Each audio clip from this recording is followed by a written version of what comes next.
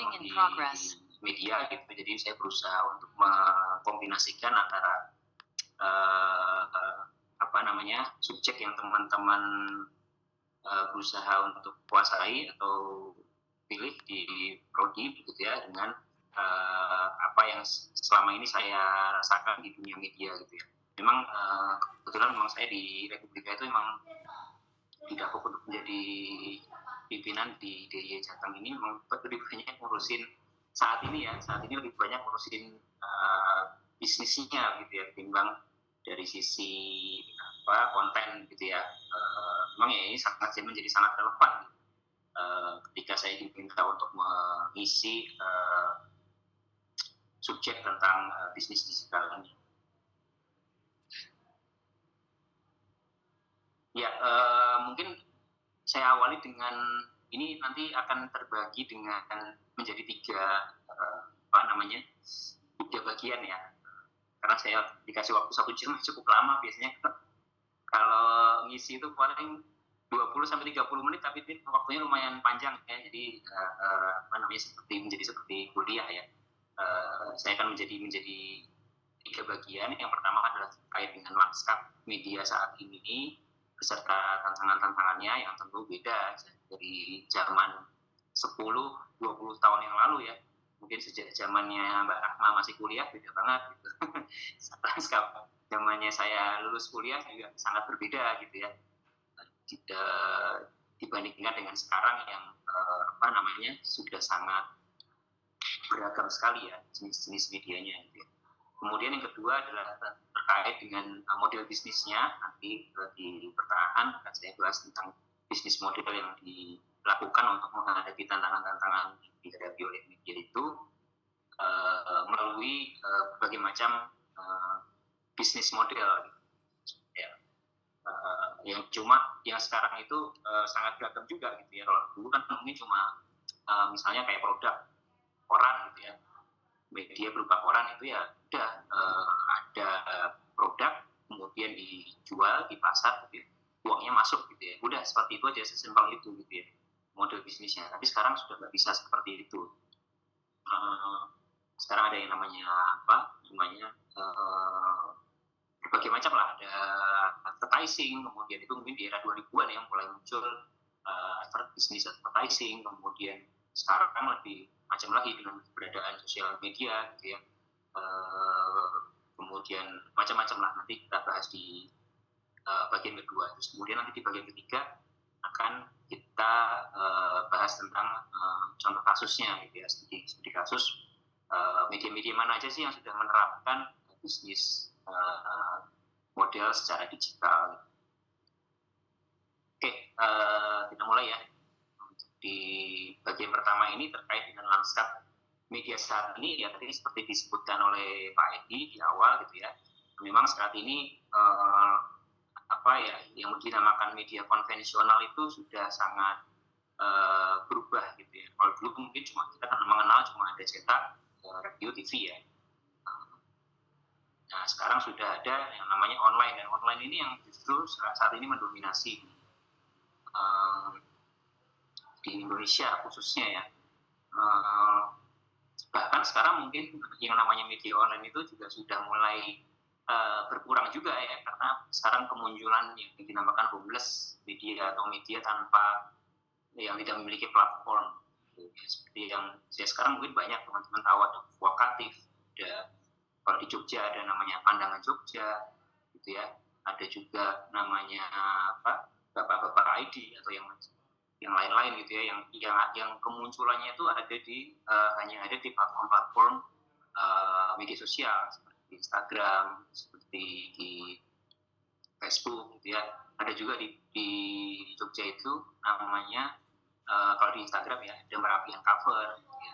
Itu juga hanya ada di Instagram. Kemudian kalau di Facebook mungkin ada juga Info Cegatan Jogja, itu kan juga ibaratnya itu mereka adalah media homeless gitu ya, atau media yang tidak punya platform sendiri gitu. Artinya dia hanya menumpang platformnya orang lain untuk menjalankan bisnisnya, menjalankan pekerjaannya gitu.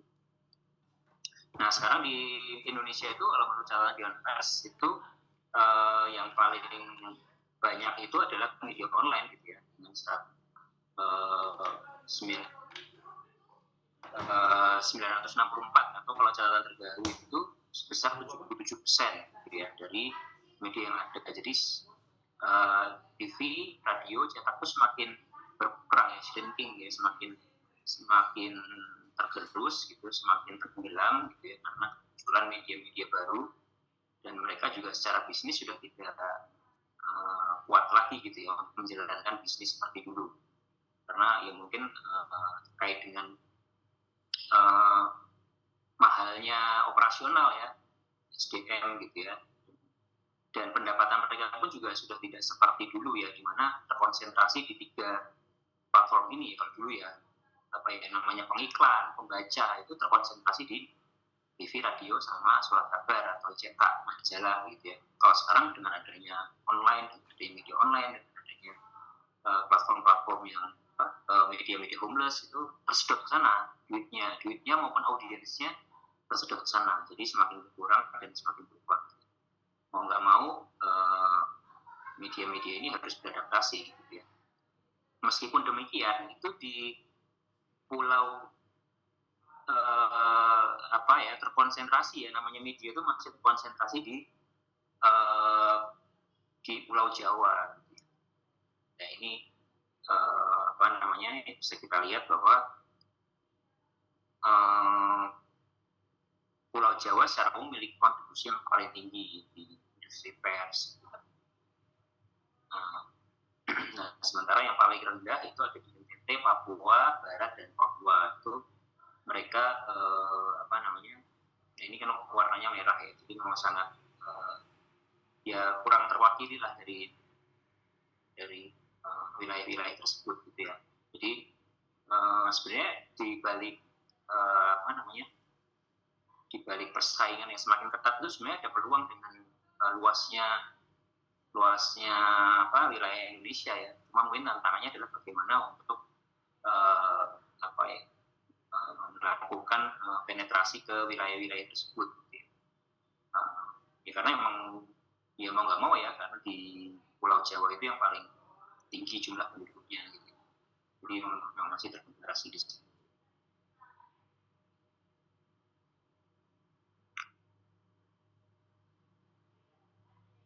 Nah, kemudian emang salah satu penyebab turunnya media-media konvensional tadi adalah perilaku audiens gitu ya, perilaku pembaca surat kabar. Itu mungkin kita yang dulunya mungkin 10-20 tahun yang lalu masih terbiasa membaca surat kabar, mungkin sekarang lebih suka untuk scroll Instagram, scroll feeds atau scroll story di Instagram gitu ya, atau story di TikTok gitu ya.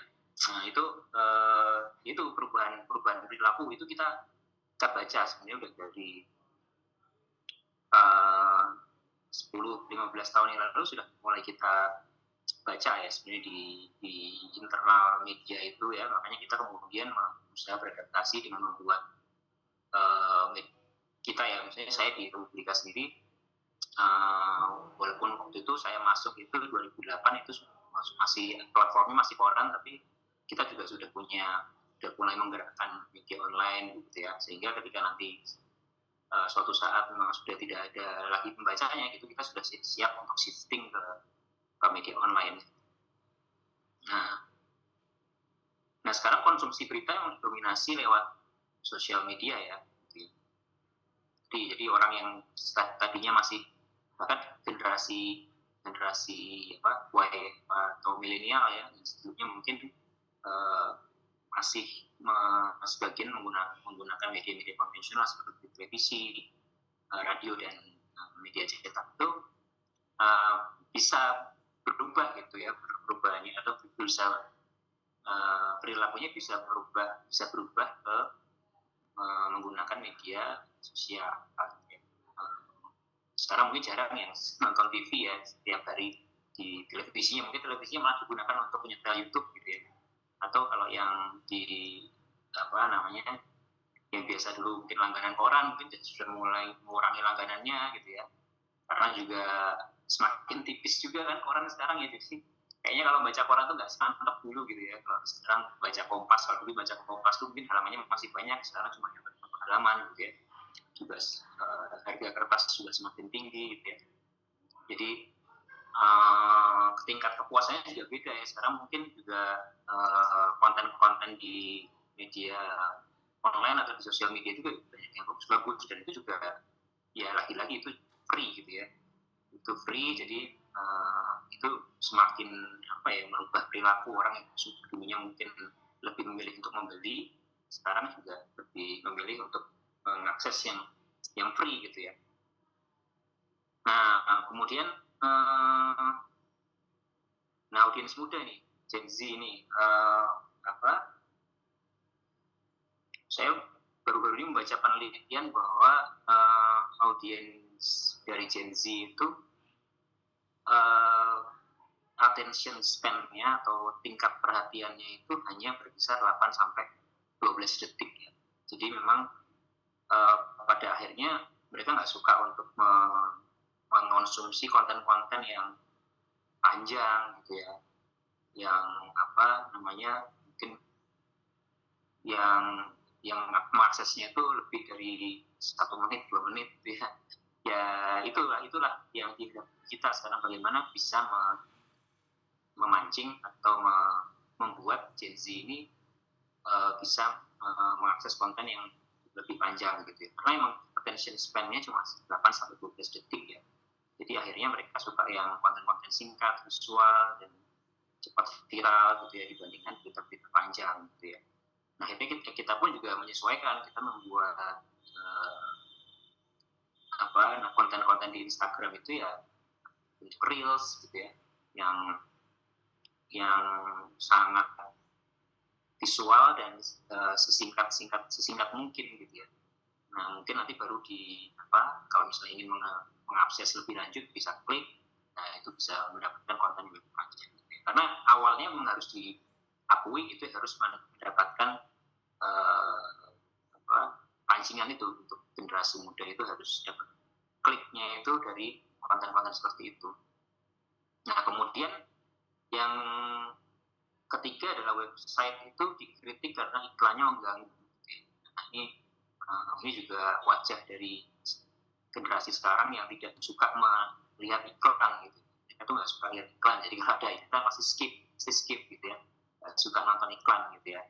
Nah ini tantangannya juga ya, dan juga karena emang sebagian besar media kita itu hidup dari iklan gitu ya. Bahkan kalau di konteks media nasional itu 70-80% itu pendapatan dari iklan dari instansi plat merah atau pemerintahan gitu.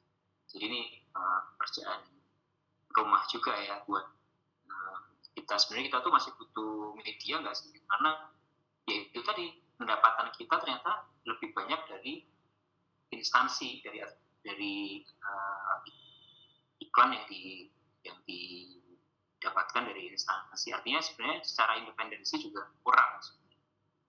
Yang ideal seharusnya emang dari pembaca butuh, mereka pengen membayar gitu ya. Nah, tapi pada kenyataannya itu tidak berjalan gitu ya. Nanti akan saya lebih bahas lebih lanjut di bagian model bisnis ya. Karena memang itu ternyata memang sangat tidak berjalan kalau di Indonesia. Mungkin kalau di luar negeri mungkin sudah bisa gitu ya. Orang mengakses New York Times, dia rela untuk membayar untuk membayar konten yang diproduksi oleh New York Times, sama dengan misalnya kayak BBC atau BBC benar, bukan BBC, Guardian Inggris itu, Guardian itu juga mereka mau berdonasi untuk supaya melihat atau mengkonsumsi konten-konten yang premium, konten-konten yang berkualitas, mendalam. Karena memang tingkat literasinya beda ya. Di Indonesia itu memang orang masih belum butuh merasa belum butuh konten yang berkualitas. Ya masih suka yang singkat, visual, viral gitu ya. Ini tantangan kita. Kemudian Nah, segmen komunitas tadi ya, apa namanya, orang-orang seperti Pak Edi tadi ya sebenarnya masih ada gitu, cuma mungkin semakin kecil gitu ya. Ininya spesiesnya semakin kecil gitu, semakin langka gitu ya. Jadi masih ada ya, ini yang berusaha kita pertahankan atau kita apa ya, kita sasar, kita jaga gitu ya, komunitas apa ya, komunitas dan institusi ya, institusi pendidikan gitu ya. Makanya kita sering menjalin kerjasama dengan institusi pendidikan ya, karena itu kita berusaha menjaga ini, jangan sampai ini orang-orang yang suka baca ini menghilang dari muka bumi gitu. Kalau enggak ya udah itu selesai, nggak ada lagi media yang berkualitas gitu ya. Ya itu tadi ya kita di kebutuhannya itu, kalau misalnya udah nggak ada yang baca ngapain ada media gitu ya. Ya ini kan demi apa ya, motif-motif atau visi yang lebih besar ya, seperti itu. Nah, kemudian sekarang ini kondisi periklanan juga sudah tidak seperti dulu ya. Saat ini memang ada dilema gitu ya, di dalam industri periklanan ya, orang-orang agensi itu juga bingung gitu. Ya, mereka ingin menjual ya, membantu menjualkan produk misalnya, itu bagusnya di mana sih gitu ya, di media cetak kah, di TV kah, atau di online kah, atau di sosial media kah gitu ya. Ini ada kegamangan di situ ya. Nah terus kemudian secara signifikan itu turun banget ya setelah pandemi gitu ya. Banyak agensi tutup, kemudian juga media cetak, media radio semakin lemah gitu ya. Dan itu tadi ada kegamangan gitu tadi, jadi masih mereka belum yakin 100% untuk masuk ke sosial media gitu ya, belum yakin 100% masuk ke homeless media gitu. Cuma ya kalau nggak ke mereka ya nggak ada pilihan lagi, karena media-media konvensional udah pada melemah atau bahkan banyak yang tutup gitu ya, belum tikar gitu. Nah akhirnya ya ini apa namanya, yang diuntungkan adalah seperti kayak influencer, kayak content creator gitu ya, kita dengan harga yang murah sekali gitu ya, jauh dibandingkan dengan harga media massa konvensional gitu, bisa mengiklankan sebuah produk yang sangat murah sekali gitu ya. Misalnya masuk ke media cetak misalnya dibanderol 100 juta misalnya di halaman depan gitu ya. Mungkin dengan influencer atau dengan content creator mungkin bisa di angka di bawah 10 juta gitu. Jadi memang jauh sekali gitu. Jadi ya no wonder kalau media-media cetak udah tutup gitu ya, karena itu tadi semakin berkurang ya pendapatan dari sisi periklanan ini. Nah kemudian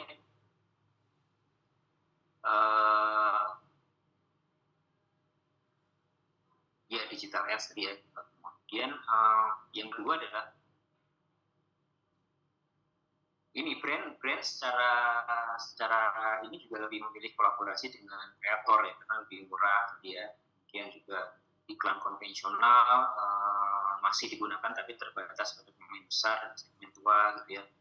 Nah muncul yang namanya homeless media yang sebenarnya ada legalitasnya, belum ada aturannya sebenarnya di undang-undang itu, belum ada. Hanya mereka bebas saja mau bikin konten seperti apa gitu ya.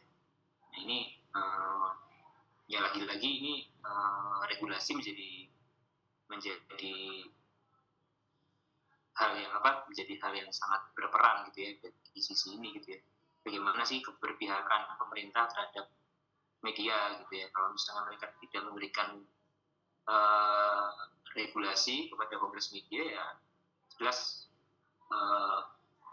tidak imbang permainannya gitu ya. Jadi ya tadi saya contohkan misalnya mereka bebas untuk menjual slot ya, di slot iklan di media tersebut dengan harga yang jauh lebih murah gitu ya, nggak ada iklim persaingan di situ ya. Jadi sangat ya jelas media konvensional jelas kalah gitu ya, karena itu tadi mereka melakukan tugas jurnalistik yang proper gitu ya, dengan tim yang mungkin banyak gitu ya. Beda cuma dari konten kreator yang cuma asal comot sana comot sini gitu ya. Walaupun nggak semua kreator kan kayak gitu ya, cuma kebanyakan kan seperti itu gitu ya. Nah jelas itu produksinya lebih murah ketimbang yang media konvensional yang membuat liputan yang serius, liputan yang mendalam gitu ya, berkualitas gitu, tapi secara regulasi tidak diuntungkan gitu ya oleh pemerintah gitu, dianggap sama gitu media homeless gitu ya. Ya jadinya tadi itu semakin langka ininya jumlahnya.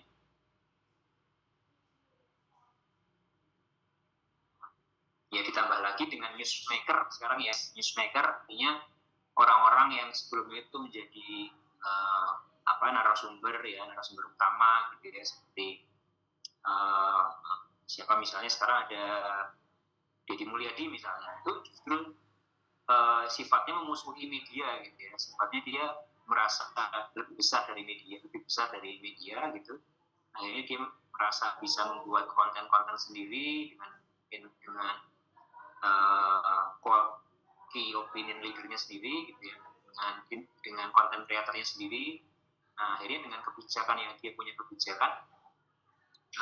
itu misalnya dulu di Pemprov Jawa Barat itu kan selalu setiap tahun menganggarkan iklan untuk budget iklan untuk media sebesar misalnya 20% dari anggaran. Itu sekarang dihilangkan sama dia atau diturunkan jadi hanya 5%. Terus itu jelas menjatuhkan atau menghilangkan, mematikan media-media yang ada di Jawa Barat. Itu sudah menjadi isu juga di sana. Sama juga yang lain pun juga sama gitu ya. Jadi memang itu tadi karena adanya disrupsi digital ini, jadi para newsmaker ini membuat medianya sendiri gitu, itu juga belum ada aturannya juga gitu. Jadi aturan mainnya masih abu-abu gitu ya, masih tidak jelas gitu. Jadi sebenarnya kan seharusnya kalau media itu ya sudah ada aturannya gitu ya, bagaimana sih membuat sebuah konten jurnalistik gitu. Siapa sih yang disebut sebagai jurnalis itu kan sebenarnya sudah ada aturannya, tapi karena ini sekarang semuanya bisa bikin ya, akhirnya ini tadi menjadi abu-abu dan persaingannya jadi tidak berimbang gitu ya. Nah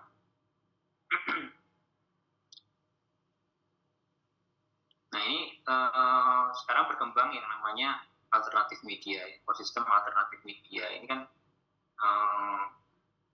kelompok atau ekosistem media yang sebenarnya tidak memiliki platform sendiri gitu ya, tapi mereka hidup di platform-platform yang platform-platform global yang masuk ke Indonesia, misalnya seperti Instagram, ada TikTok gitu ya. Jadi mereka sebenarnya nggak punya platform sendiri, nggak punya website, bahkan nggak punya koran, nggak punya televisi gitu ya. Mungkin memang sudah zamannya seperti itu ya, dan lebih disukai oleh kalangan generasi muda gitu ya.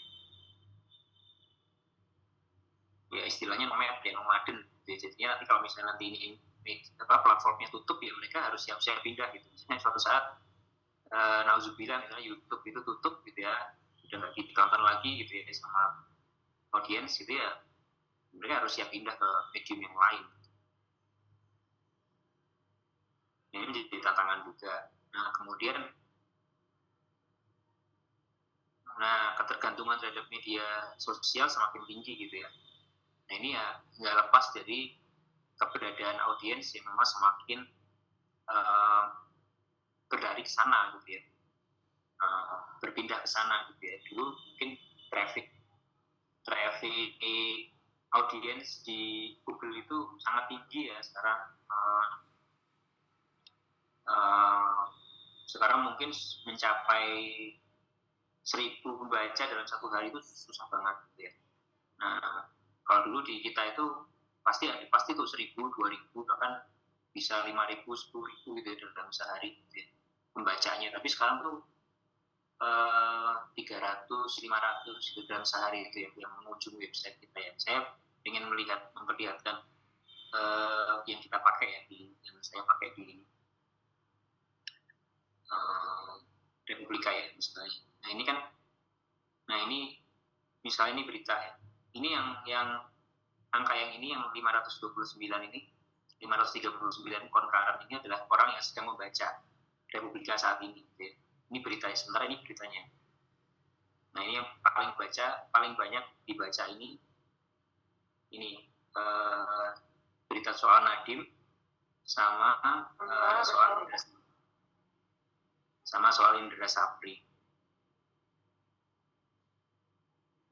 Nah ini engage time-nya itu 52 detik. Ini sebenarnya 12 detik. Rata-rata segitu ya. Dari jumlah yang pembacanya itu nggak nyampe 1 menit. Cuma ya sampai di bawah 1 menit semua ya. Paling lama tuh nih beritanya Nadiem. Nah ini dulu kalau misalnya di setahun 2 tahun yang lalu mungkin ya sebelum COVID lah ya. Atau setelah COVID ya, saya lupa. Pokoknya mungkin udah lebih dari 2 tahun yang lalu gitu ya. Ini pasti ya angka 2.000, 3.000 itu biasa itu sehari gitu ya. Tapi sekarang susah dapat 1.000 aja susah banget concurrence-nya kita itu. Ya. Jadi tantangannya di situ ya, website berita apa namanya? Berita media online itu ya. Ya, saya kira itu ya.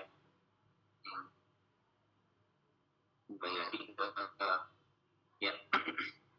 Jadi itu tadi. Jadi sekarang kita mau nggak mau dipaksa untuk bertarung bebas gitu ya. Sekarang tuh udah bukan tinju lagi, nggak ada aturannya gitu ya. Tinju masih ada aturannya. Kita tuh sekarang mainnya UFC gitu ya. Mainnya ada gaya bebas itu, pakai kaki, pakai tangan, pakai sikut gitu ya. Itu jadi sama media platform dipaksa bertarung dengan platform global gitu ya. Sementara sebagian besar keuntungannya masuknya ke platform tersebut gitu ya. Misalnya orang mau iklan di kita gitu ya. Kalau kita punya website, ya 100% masuk ke kita. Atau mungkin enggak 100% ya, karena ada Google ya, di situ ada Google Ads gitu ya, masuk. Tapi itu enggak sebesar ketika sekarang misalnya kita beriklan lewat Instagram gitu ya. Justru kita yang harus Instagram gitu ya, untuk mendapatkan audiens gitu. Nah, sama juga ke Facebook gitu ya. Jadi ke TikTok gitu ya. Jadi ketergantungan terhadap platform itu sangat besar gitu ya. Jadi ya itu tadi kayak kemarin saya juga baru ada kasus yang kurang mengenakan beberapa minggu yang lalu, itu tiba-tiba akun Instagram kita hilang gitu ya. Dan itu nggak jelas apa penyebabnya. Akun Instagramnya bukan Republika Online ya, tapi Republika Jogja yang saya mampu di Jogja. Tiba-tiba hilang gitu ya. Nggak, sampai sekarang nggak jelas penyebabnya apa gitu. Nah ini ya kan jadi kayak gitu. Jadi kita sangat tergantung, sementara mereka bebas-bebasnya mau menghapus, mau mengoreksi, mau ngasih notifikasi bahwa ini ada pelanggaran gitu ya.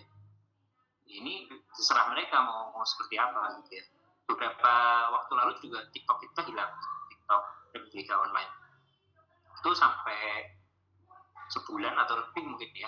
Mungkin sampai 3 bulan kali ada itu sebelum dikembalikan lagi. Untungnya kita kenal sama orang TikTok di Indonesia gitu ya, yang akhirnya bisa lebih akhirnya bisa dikembalikan. Karena sayang banget waktu itu viewersnya udah berapa ya, 3 juta kali ya, saya lupa. Tapi udah gede lah gitu. Makanya kita perjuangkan banget. Kalau yang tadi yang Republika Jogja itu memang nggak terlalu banyak gitu ya, tapi ya lumayan lah itu kita perjuangkan dah, kita jalankan setahunan gitu ya. Tapi kalau yang TikTok itu emang gede banget gitu ya, jadi kita perlu untuk melakukan lobby gitu ya. Beberapa waktu lalu juga Tempo kalau nggak salah ya, itu juga hilang juga kan,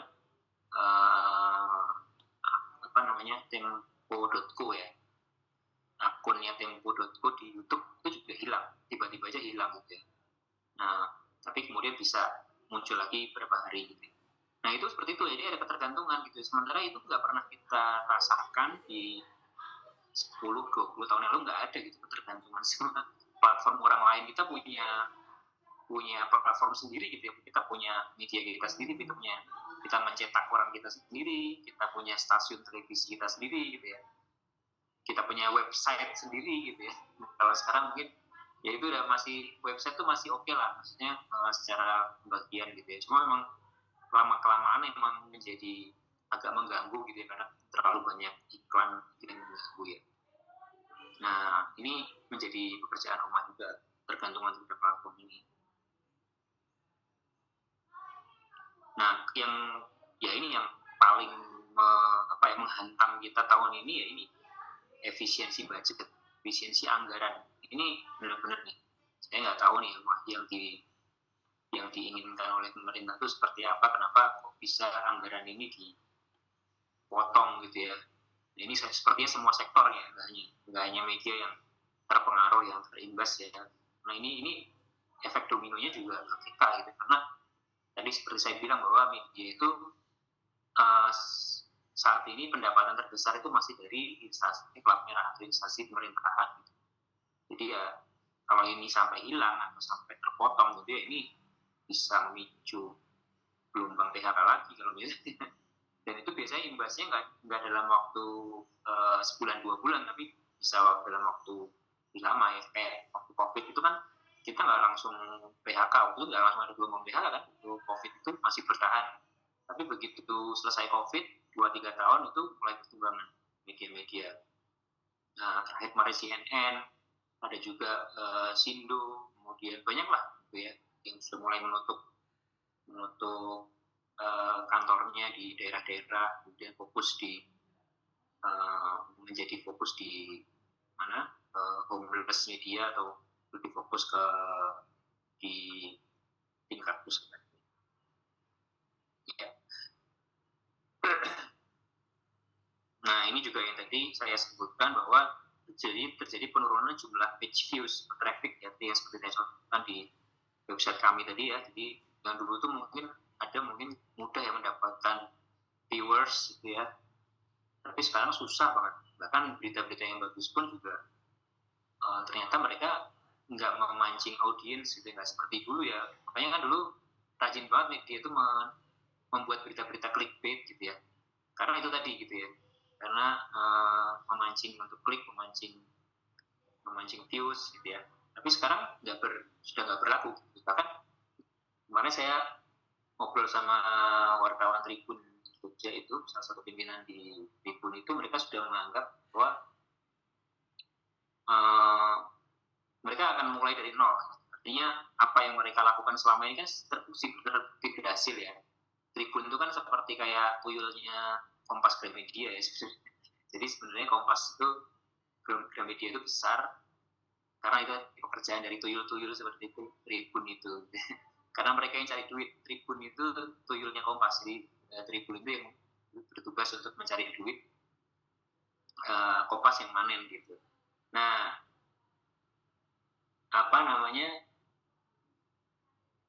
Tribun mulai tahun ini sudah punya strategi untuk mulai dari nol. Jadi sebelumnya mereka berhasil dengan sistem page views, traffic itu mereka berhasil. Mereka membuat terobosan yang namanya yang satu halaman menjadi berita yang sebenarnya cuma cukup satu halaman, kemudian jadi 2 halaman, jadi 3 halaman, 4 halaman ya, untuk memancing klik. Itu sebelumnya berhasil ya, sebelumnya sangat dipandang sangat berhasil, meskipun saya sebagai pembaca sebelumnya pembaca buku, pembaca koran itu ya terganggu sebenarnya kalau dengan klik, terlalu banyak klik gitu ya, apalagi muncul iklan lagi, nutupin iklan lagi gitu ya. Tapi ternyata itu secara bisnis berhasil buat Tribun di zaman itu ya.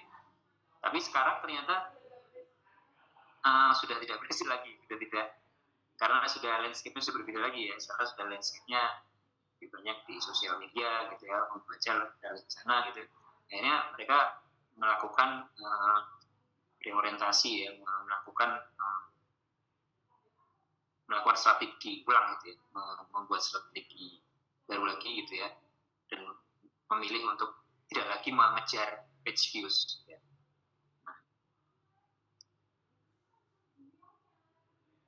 Nah kan karena sekarang juga daerahnya AI gitu ya, daerahnya AI, disrupsi AI gitu ya, jadi sekarang orang itu udah nggak perlu buka website lagi ya untuk mencari informasi, karena dari misalnya kita ketik di Google gitu ya, ketik di Google gitu apa misalnya hasil SEA Games hari ini misalnya, nah itu sudah muncul di paling atas itu di apa AI-nya Google apa sih Gemini itu rangkuman dari apa yang mereka rangkum dari yang dirangkum oleh AI itu ke berbagai macam website gitu. Nah ini sepertinya ini yang akan di apa ya dipakai gitu ya nanti ke depannya gitu ya, karena nanti harus ada semacam deal-dealan gitu ya, semacam kerjasama gitu ya dengan, karena mau nggak mau AI itu seharusnya bisa, mereka kan ini ya, mereka kan mendapatkan informasi itu kan nggak dari mereka sendiri gitu ya, artinya mereka crawling ke media-media juga gitu ya. Nah itu harusnya nanti harus ada aturannya. Nah ini kita sedang menunggu itu gitu. Harusnya ini nanti dalam waktu ya setahun 2 tahun ini seharusnya akan ada aturannya gitu. Ini kita berharap ya, tapi kita nggak bisa berharap terus-menerus ya. Pokoknya kita harapannya ke depan ya ini harus ada semacam bersama gitu, karena AI itu kan nggak mungkin berdiri sendiri, nggak mungkin mendapatkan informasi itu secara sendiri gitu ya. Mereka juga mengumpulkan informasi dari media-media juga.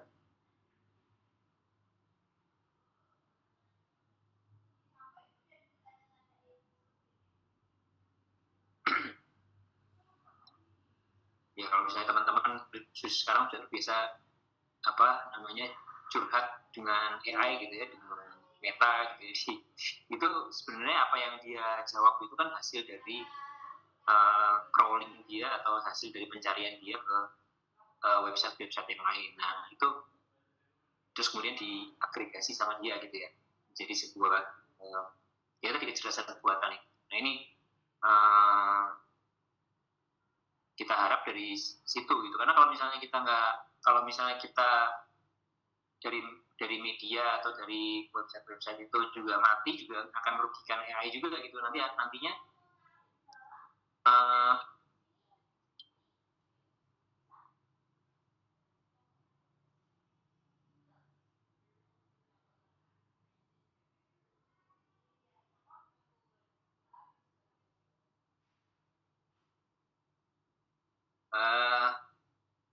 ya karena itu tadi database mereka juga nantinya akan ini juga kan, akan tidak dalam juga gitu, tidak akurat juga gitu kalau misalnya nanti media-media hilang.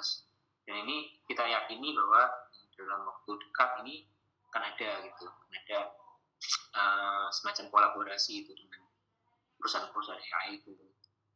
Ya itu harapannya menjadi model bisnis yang baru lagi.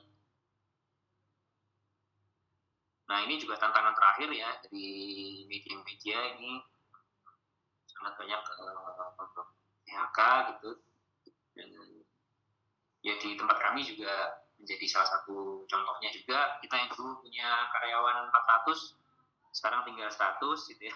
Jadi sudah berkurang menjadi seperempatnya saja dari, tapi waktu 400 itu emang masih berbentuk slot cover sih gitu. Jadi memang ada mengurangi yang namanya cetak gitu ya, mengurangi yang namanya tim percetakan, mengurangi tim layout, tim desain gitu ya, nggak ada lagi itu sekarang, digantikan. Nah ini sebenarnya kalau boleh jujur sebenarnya mereka tuh PHK itu sebenarnya kalau saya boleh jujur yang melihat dari fenomena ini sebenarnya bukannya mengurangi sebenarnya, tapi sebenarnya menggantikan gitu. Jadi teman-teman mahasiswa, teman-teman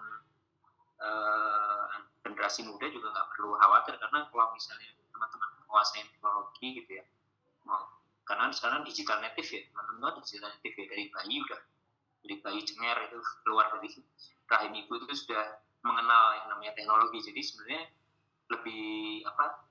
lebih menguasai teknologi dari generasi yang sebelumnya gitu. Saya lihat sendiri kok kalau teman-teman tuh membuat apa gitu, membuat presentasi atau buat yang terkait sama teknologi itu cepat sekali gitu ya, membuat video misalnya, buat konten video gitu cepat sekali. Jadi sebenarnya sifatnya itu menggantikan gitu ya, bukan kemudian ini akan berkurang terus menerus, tapi sebenarnya menggantikan. Karena yang saya alami sendiri di media itu tadi, jadi yang dikurangi itu adalah yang orang-orang yang sudah tidak relevan lagi gitu ya dengan perkembangan zaman gitu ya. Misalnya di tempat kami itu yang diperkuat adalah tim sosial media. Sekarang mungkin cuma ada 10 orang ya, di bawah 10 orang mas tim sosial media gitu. Tapi saya yakin ini akan terus bertambah gitu ya, karena kebutuhannya juga semakin besar gitu ya, untuk dari sisi perusahaan sendiri membutuhkan digital talent ini semakin besar. Jadi sebenarnya sifatnya menggantikan, bukan kemudian nanti nggak akan ada pekerjaan itu enggak. Nah sebenarnya dengan skill yang teman-teman generasi muda itu bawa gitu ya, jadi ditambah lagi dengan misalnya dengan kemampuan kognitif yang dapat jadi perguruan tinggi, itu saya yakin masih akan ada harapan ya di masa depan. Walaupun sekarang memang eranya itu masih baru eranya PHK ini, ngurangin ini orang-orang yang mungkin sudah dianggap tidak, yang mungkin juga selain faktor usia juga skillnya mungkin sudah terbatas gitu ya. Sebenarnya kalau anak muda kan lebih agile gitu ya, juga bisa untuk sekarang itu di tempat kami yang namanya reporter dulu kan cuma nulis aja, cari berita, nulis, kirim, saya kerjanya kayak gitu. Nah, sekarang nggak bisa, harus bisa bikin konten, harus bisa ngedit, harus bisa kayak anchor gitu di depan kamera gitu ya. Jadi beritanya itu nggak cuma sebatas tulisan gitu ya, tapi juga multi platform gitu ya, dalam bentuk visual juga gitu, suara gitu ya. Jadi kayak gitu. Jadi dicari talent-talent yang seperti itu ya, dan saya yakin teman-teman generasi muda lebih jago lah gitu, karena sudah terbiasa dengan dari kecil. Nah kemudian kita masuk ke model bisnis ya,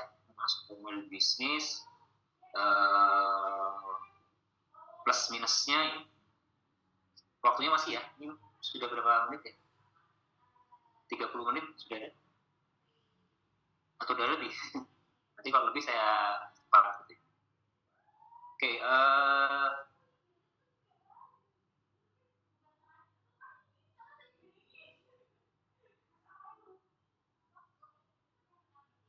ini masuk ke siap. Ini masuk sebentar Pak Firman. Ya. Gimana? Sudah nanti sekitar sampai jam? Durasinya sampai sekitar 10.20. Oh 10.20 ya. Nanti selanjutnya bisa di sesi tanya jawab. Siap. Oke. Kalau itu saya agak percepat sedikit ya. Namun juga mungkin dan terlalu tadi kan masih di tantangan ya. Sekarang lebih ke intinya yaitu 3 pilar model bisnis media saat ini gitu ya. Ini setelah saya perhatikan ya di ekosistem media pers gitu ya, atau media massa yang saat ini masih bertahan itu di 3 ini ya kuncinya gitu ya, di marketing, kemudian di teknologi dan komunitas gitu ya. 3 di komunitas gitu. Jadi harus punya awareness ya, para pelaku media ini harus punya awareness 3 ini gitu. Makanya banyak juga nih sekarang yang teman-teman jurnalis senior gitu dimanfaatkan untuk karena mereka relasinya banyak gitu ya, dimanfaatkan untuk menjadi semacam tugas-tugas marketing ya, melakukan tugas marketing ya.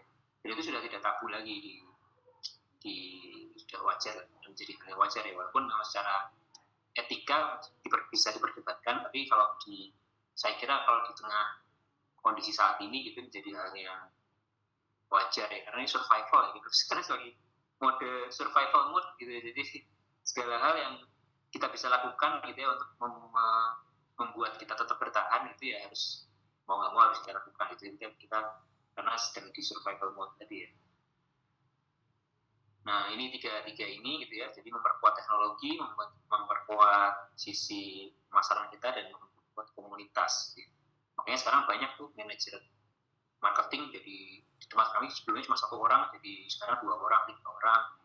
Terus sekarang ada juga manajer komunitas itu sendiri gitu ya. Kemudian CTO juga ada gitu ya. Jadi komposisinya itu udah sangat berubah gitu. Dulu kan pemret, redpel, editor, reporter gitu ya, komposisi atau struktur organisasi. Tapi sekarang sudah sangat beragam gitu ya orang-orang yang ada di dunia media itu.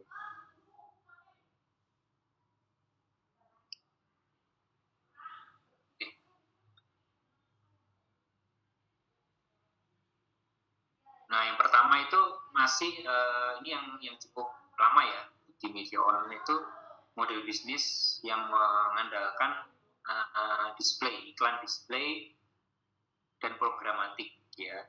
Ini driven by page views. Jadi memang pola ini masih kita pakai ya. Beberapa media online masih dipakai dan masih berjalan ya, walaupun memang semakin kecil pembacanya, berkurang gitu ya, karena tadi sebagai lari ke sosial media. Tapi untuk instansi itu menganggap bahwa ini masih lebih kredibel daripada sekedar sosial media. Makanya instansi pemerintah itu sekarang yang mungkin tidak menyadari bahwa jumlah koran udah sedikit nih gitu, udah nggak banyak nih koran gitu ya. Akhirnya mereka menggunakan lebih memilih untuk display gitu. Jadi bannernya tuh adanya di website gitu ya. Udah nggak, ya karena udah nggak ada yang jual koran sih, udah nggak ada yang baca koran gitu ya. Jadi kalau mereka ingin memberikan keluaran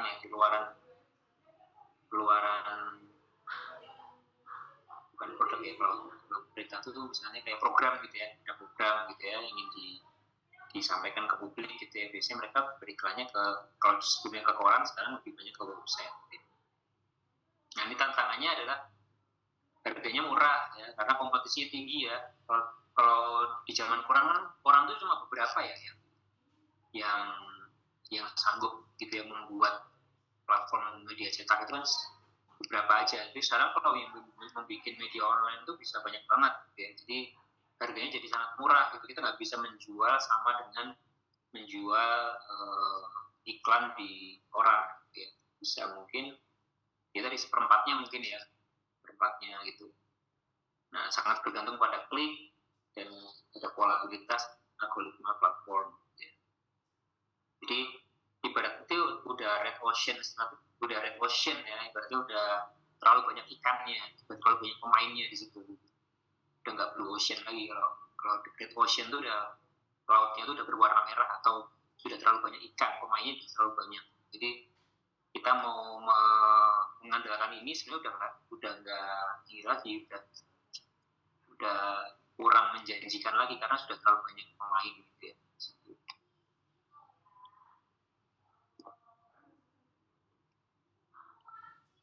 Nah ini contoh display ads ya, dan antara Indonesia membuat semacam display gitu ya di website gitu ya, di berita tentang Indra Sakti yang kemarin barusan dipecat dari PSSI, itu iklannya seperti ini, dengan BRI ya. BRI kan masuk di antara ya, ini iklan BRI dan. Nah kalau ini iklan programatik ya, jadi kayak gini nih bisa apa namanya, bisa muncul ya, kadang-kadang memang mengganggu sih gitu, karena iklannya sangat nggak ini ya. Tapi ya ini yang iklan seperti ini yang dari pihak ketiga yang ya tadi, jadi mereka beriklannya ke Google sebenarnya, mereka beriklan ke Google dan Google itu nanti membayar kita, jadi pihak ketiga, nggak direct kita gitu, nggak apa, bukan iklan direct ya. Kalau tadi kan misalnya kayak di antaranya direct display ads itu direct, advertorial itu direct kita gitu. Jadi mereka langsung datang ke kita untuk menawarkan iklan gitu, iklan display ads. Kita juga menawarkan tapi timbal balik ya, dua arah gitu ya. Kadang mereka yang menawarkan, ada yang kita yang menawarkan gitu. Kalau yang ini kita nggak sama sekali nggak ada kerjasama, atau kita nggak tahu sama pihak advertisernya siapa, itu nggak tahu gitu ya, karena gitu, mereka beriklannya ke Google, tapi Google kemudian membagi itu, ya akhirnya kita dapat juga dari Google, tapi kecil biasanya itu nggak seberapa. Tapi kadang-kadang sangat mengganggu ini karena apa ya, secara value itu nggak bisa kita kontrol. Kadang-kadang ada iklan apa yang nggak tentang obat penguat gitu yang yang sebenarnya tidak sesuai dengan value kita, nggak bisa kita kontrol. Jeleknya di situ sih. Nah, kemudian yang cukup populer juga ini beberapa kali Akprin juga membuat kerjasama dengan kita bentuk seperti ini ya, advertising, native advertising, atau jadi kayaknya editorial tapi sebenarnya itu iklan gitu ya. Ini media mengemasnya dengan bahasa yang dibuat seolah-olah bukan pesanan, tapi sebenarnya itu adalah pesanan. Ini udah wajar gitu ya, cuma Akprin ya, dari UAD, dari Unisa, klien-klien kita itu dari UGM, dari UMY, semua lah, dari semua kampus sudah melakukan ini gitu ya. Nah ini tantangannya adalah menjaga bagaimana kepercayaan pembaca itu nggak hilang gitu. Suatu hari kok iklannya Akprin banyak banget nih gitu. Artikel tentang Akprin suatu hari ada 3 nih tulisan dari Mbak Rahma sama siapa kemarin Mbak ya, nah itu dalam sehari bisa misalnya ada 3-4 gitu. Jadi dijaga ya kontennya, kalau bisa kita jaga gitu, kita atur supaya dalam satu hari bisa iklannya bisa salah satu institusi gitu ya. Nah kemudian sebenarnya ada wajib label advertorial, nah cuma ini kan banyak kan nggak suka nih kasih label kayak gitu pengennya seolah-olah organik gitu ya, seolah-olah organik, jadi yang benar-benar memiliki nilai berita. Nah ini isunya adalah tergantungan tadi, itu kita jadi ketergantungan sama instansi tertentu gitu ya. Ini yang menjadi resiko dari sisi media, dari sisi kita itu ada isu itu gitu ya. Kalau misalnya tahun depan Akprin nggak lagi gimana gitu ya, nanti kita kehilangan pemasukan gitu kan gitu. Nah ini seperti ini contohnya ya, mungkin ini agak terlalu vulgar juga ini saya kasih contoh, tapi banyak juga model-model artikel yang soft gitu. Tidak ya, soft selling gitu ya, jadi sebenarnya nggak kentara gitu, penjualannya nggak kelihatan jualan banget gitu. Kalau ini sebenarnya pengen membranding sebuah institusi, misalnya Akprin ya, pengen branding Akprin gitu ya, tapi pengennya nggak kelihatan jualan, pengennya ini benar-benar program ini punya nilai berita tinggi gitu. Tapi banyak juga yang seperti ini, sangat memperlihatkan motor, memperlihatkan brand gitu ya, terus kemudian judulnya juga sangat bombastis gitu, tidak pernah gagal ini justru membuat hal yang memancing perhatian pembaca gitu ya. Nah kemudian yang ketiga ini platform monetization. Nah ini makanya banyak media sekarang membuat konten-konten gitu ya di medsos gitu ya. Nah karena itu semakin banyak kita membuat konten di YouTube, di Instagram, itu kita akan mendapatkan ibaratnya kayak bagi hasil dengan si platform itu gitu ya. Tentunya kalau sudah mendapatkan ini ya tingkatan tertentu ya, misalnya kayak centang biru atau punya bintang berapa gitu ya, itu baru bisa kita dapat iklan dari, atau kita dapat bagi hasil dari si platform tersebut gitu ya.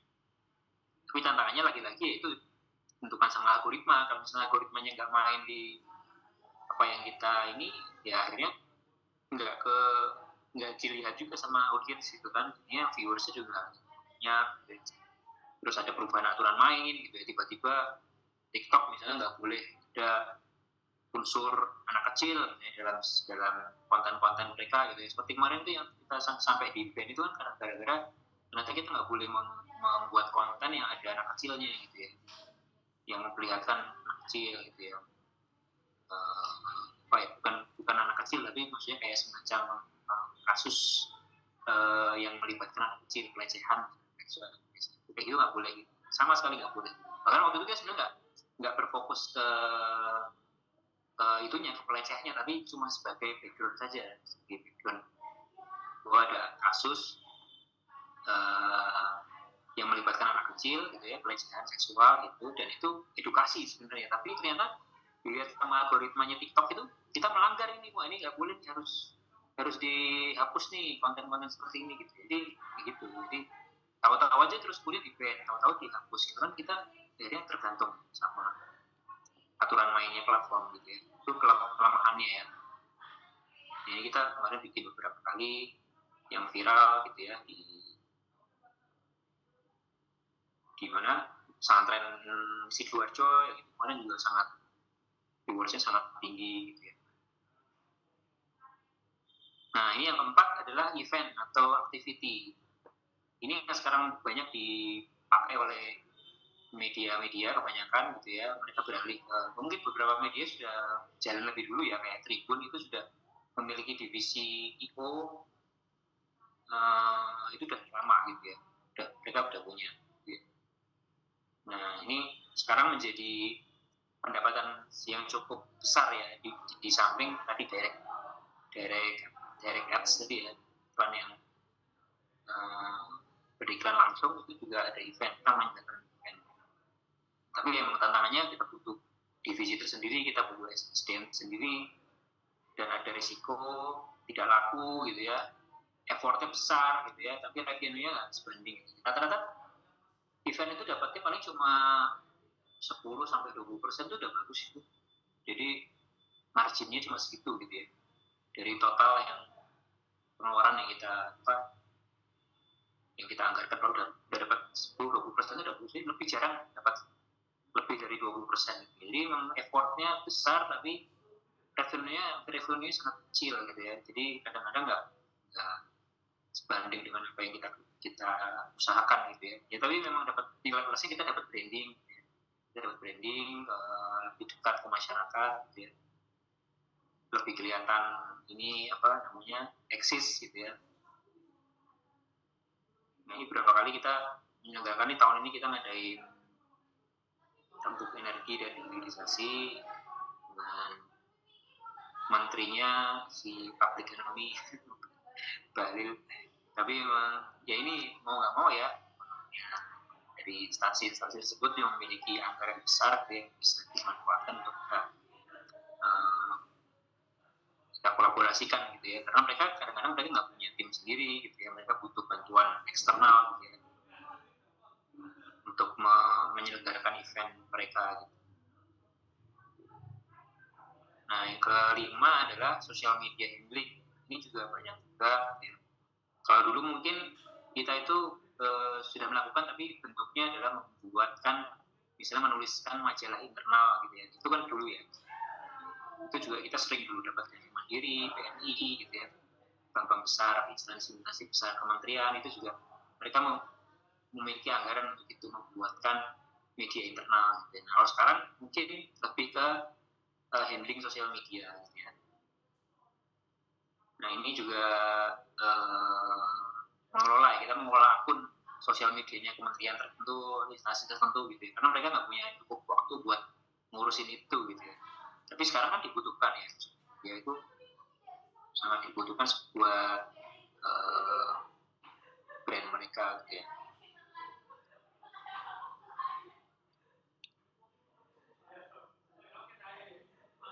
Ini contohnya ya, ini PUPR ya, ini PUPR ini juga di tangan kedua kan ya, sosial medianya.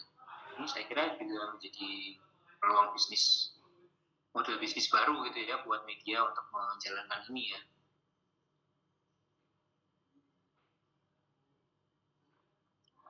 Nah, kemudian yang ke-6, grants, dana hibah NGO, itu juga menjadi peluang juga gitu ya saat ini gitu ya. Kalau dulu kan mungkin dana-dana hibah seperti ini larinya ke jurnalis, langsung ke jurnalis yang memberikan beasiswa ke wartawan atau mungkin ke mahasiswa, ke dosen gitu ya. Kalau sekarang ada juga yang sifatnya untuk ke perusahaan medianya gitu ya. Nah ini juga cukup besar gitu ininya, dananya gitu ya. Cuma memang nggak setiap tahun ada biasanya kan nggak setiap. Jadi nggak. Dan kita juga harus bersaing gitu ya dengan instansi-instansi lain untuk mendapatkan hibah ini. Nah, kemudian yang kedua tantangannya adalah transparansinya tinggi banget, tuntutan untuk transparan gitu ya.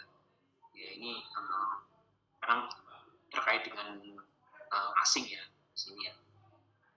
Nah, kemudian tidak berkelanjutan atau kurang sustainable. Nah, ini salah satu contoh artikel di mana ini memang berasal dari brands. Jadi sifatnya juga sama kayak tadi pesanan, tapi yang memesan artikel ini bukan dari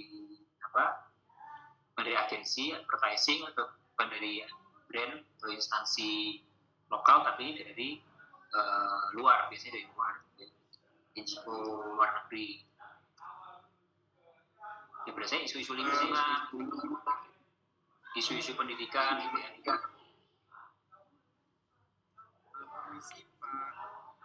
Ya. Ya. Waktu lagi ya, mungkin bisa dipersingkat gitu. Oke, ya siap, nih tinggal dikit lagi saya persingkat. Ini yang ke-6 adalah outsourcing, donasi publik. Ini sudah dilakukan ya beberapa oleh perusahaan media seperti Malaysia ini, itu juga menggunakan media-media independen seperti Project Multatuli, ini menggunakan ini donasi dari publik gitu ya, untuk membuat konten-konten mereka gitu ya. Mereka seperti ini, jadi mereka ya kayak kita bisa gitu loh, funding gitu. Jadi ada dari support dari publik gitu ya, membuka support dari publik untuk membuat sebuah tulisan. Nah ini yang kemudian yang ini tadi yang mungkin kurang laku di Indonesia gitu ya. Ini sebenarnya sudah dijalankan ya sebagai konversi dari bagaimana caranya mengganti orang yang dulunya membeli koran atau majalah gitu ya, secara fisik gitu ya, dipindah ke digital. Ternyata kalau di Indonesia nggak berhasil itu. Saya nggak tahu juga nih, ini Kompas, Tempo melakukan ini. Tapi ternyata untuk berita-berita media-media umum seperti Kompas, Tempo itu nggak bisa gitu. Walaupun ditekan dengan harga sangat murah gitu ya, 100.000 setahun atau mungkin cuma 50.000 per bulan, itu ternyata susah juga karena mentalitas mungkin free online culture ya. Jadi kalau orang Indonesia menganggap bahwa apa yang ada di internet itu ya gratis gitu ya, gratisan itu sangat kuat. Jadi memang literasi digitalnya memang kurang ya di Indonesia. Jadi menganggap bahwa semua konten di internet itu gratis gitu ya. Padahal sebenarnya kalau mendapatkan konten-konten berkualitas ya harus. Nah kemudian yang berikutnya adalah e-commerce atau affiliate. Nah ini juga salah satu misalnya kita ini mereview tentang mobil gitu misalnya seperti itu, jadi dibantu oleh influencer gitu ya. Sebenarnya juga kita lakukan. Kemudian memonetisasi komunitas. Nah ini juga menjadi tantangan juga karena harus memanifestasi komunitas gitu ya, menjaga komunitas gitu ya. Ya kan komunitas tuh pengen dapat benefit gitu ya dari medianya gitu ya, semata-mata mereka melakukannya gratisan gitu ya, mereka juga pengennya dapat benefit dari apa yang telah mereka lakukan gitu. Nah ini yang berusaha kita lakukan juga di bulan Ramadan kemarin. Kita menyelenggarakan event gastronomi atau kuliner ya, jalan-jalan kuliner, jalan-jalan sambil kulineran gitu ya. Jadi kita merangkul komunitas kita kolaborasi sih dengan Jejak Rasa untuk merangkul komunitas mereka juga gitu ya, untuk menjalankan program ini. Nah terakhir kita menjadi agensi ya, jadi kita menjadi agensi untuk itu membuat konten-konten yang merupakan pesanan dari berbagai macam instansi ya. Misalnya di sini ada dari penyanyi Andin, kemudian dari sini misalnya iklan dari Kemendikbud, Kemendikti ya, Kementerian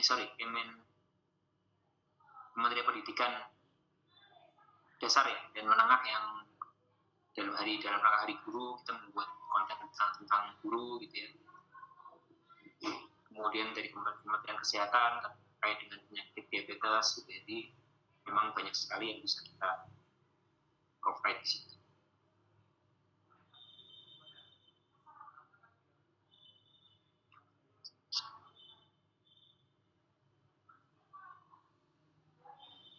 Nah, yang terakhir adalah out of media business. Jadi usaha sampingan yang di di luar aktivitas jurnalistik atau redaksi ya sebenarnya nggak ada hubungannya dengan aktivitas media, tapi berasal dari kepekaan, dari membaca peluang sumber daya baru dan persiapan modal untuk eksperimen di zona baru. Ya. Ini di Metro TV Media Group itu membuat perusahaan catering yang namanya Indocater, ini punyanya Metro TV. Kemudian ini Ayam in Love, ayam panggang ini juga ternyata punyanya media di Solo namanya Solo Post ya. Ini juga mereka membuat resto berupa resto ayam panggang gitu ya, membiayai produk-produk mereka. Saya kira itu ya, nanti studi kasusnya mungkin bisa barengan sama kita tanya jawab ya. Ini salah satu beberapa contoh kasus dari Magdalene, Sindo News yang melakukan berbagai macam model bisnis ya, hukum online gitu ya, Solo Post, beberapa media yang sudah mulai melebarkan sayap, tidak hanya memakai cara-cara konvensional dalam menjalankan bisnis mereka. Oke, saya kira itu kita lanjutkan dengan tanya jawab. Silakan. Terima kasih atas atensinya. Silakan saya kembalikan ke moderator. Silakan. Oke, terima kasih Pak Fernan terkait materi yang sudah dipaparkan tadi. Jadi kita mendengarkan banyak sekali tentang bagaimana media saat ini dan juga model bisnis digitalnya. Gitu. Kalau boleh merangkum, tadi itu di sesi 1 kita sempat membahas landscape media. Jadi bagaimana media-media sebelum pandemi seperti maraknya TV, radio, surat kabar, dan lain-lain. Lalu adanya shifting di pandemi, adanya shifting ke media offline menjadi online gitu. Dan juga adanya perubahan perilaku masyarakat, di mana audiens saat ini atau Gen Z itu lebih menyukai konten-konten yang singkat dan visualnya bagus serta cepat gitu. Nah, perilaku masyarakat pasca pandemi ini ternyata mempengaruhi banyak hal. Salah satunya bagaimana mereka mengkonsumsi media, yang mana mereka itu lebih tertarik oleh media-media yang mengandalkan visual seperti video atau yang cepat gitu, hooknya harus bagus dan lain sebagainya. Yang mana ternyata ini cukup berpengaruh pada perilaku brand dan pengiklan gitu. Lalu bagaimana tadi Pak Fernan membahas sedikit tentang bagaimana media-media besar seperti Republika itu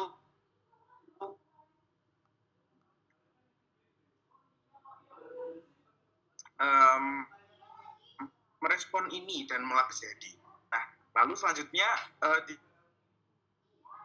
mana ada 3 pilar utama model bisnis di media. Yang pertama ada media marketing, teknologi, dan juga community market. Nah, tadi juga Pak Fernan sempat membahas bagaimana bisnis media, terutama media besar ini, tetap bertahan di tengah sulitnya gitu, atau sulitnya persaingan mungkin ya.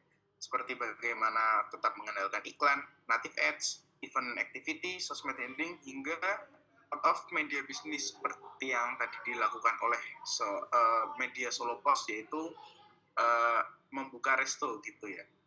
Lalu juga bagaimana tadi Pak Fernan di awal juga membahas bagaimana perilaku media itu sendiri, bagaimana banyaknya homeless media seperti kalau di Jogja sendiri ada Merapi Uncover dan lain sebagainya. Itu mungkin cukup menarik tadi di pembahasan Pak Firnan. Terima kasih Pak Firnan sudah memaparkan materi dengan baik. Lalu mungkin teman-teman kita boleh melanjutkan ke sesi selanjutnya, yaitu sesi tanya jawab. Nah, teman-teman yang sekiranya mau bertanya itu bisa drop di kolom komentar gitu. Kita tunggu di chat room-nya. Oke. Mungkin sambil menunggu Pak Firnan, mungkin saya ingin sedikit bertanya gitu atau sharing terkait kira-kira bagaimana pengaruh dari perilaku masyarakat yang saat ini tuh lebih suka dengan konten-konten yang cepat dan singkat. Nah, itu apakah ada hubungannya dengan minat baca masyarakat Indonesia, dan apakah benar masyarakat saat ini tuh dalam kata lain semakin pintar dalam akses informasinya, akses pendidikan dan lain sebagainya, tapi di sisi lain semakin bodoh dari minat baca yang kurang gitu. Seperti itu. Kira-kira kalau dari Pak Firnan sendiri, kira-kira bagaimana Pak? Iya, makasih Mas Arsyad. Jadi tadi pertanyaannya perilaku masyarakat yang berubah itu ya. Perilaku masyarakat yang berubah, apakah itu membuat orang semakin bodoh atau orang semakin pintar gitu ya? Iya, kira-kira begitu. Ya, kalau saya sih kembali ke kita menyikapinya ya gitu. Karena memang teknologi itu kan seperti pedang bermata dua ya. Bisa digunakan untuk hal yang negatif, sangat bisa gitu ya. Digunakan untuk hal yang sangat positif, sangat bisa. Jadi memang harus bisa pintar-pintar memanfaatkan teknologi gitu ya. Ya kalau balik lagi ke pertanyaan bahwa apakah semakin bodoh, ya bisa. Jadi semakin pintar ya sangat bisa. Bahkan kalau misalnya bisa mengelola itu justru kan sangat dahsyat sebenarnya. Banyak kok sudah orang yang sudah bisa memanfaatkan itu ya. Gitu seperti CEO para pemilik perusahaan teknologi, perusahaan AI itu kan justru kalau lihat kesehariannya juga justru nggak terlalu banyak menggunakan sosial media misalnya gitu ya. Mereka tidak terlalu aktif di menghabiskan waktu untuk itu gitu ya. Tapi justru bisa memanfaatkan itu gitu ya. Nah itu ya harus dicari tahu gitu. Ini ya triknya seperti apa gitu ya.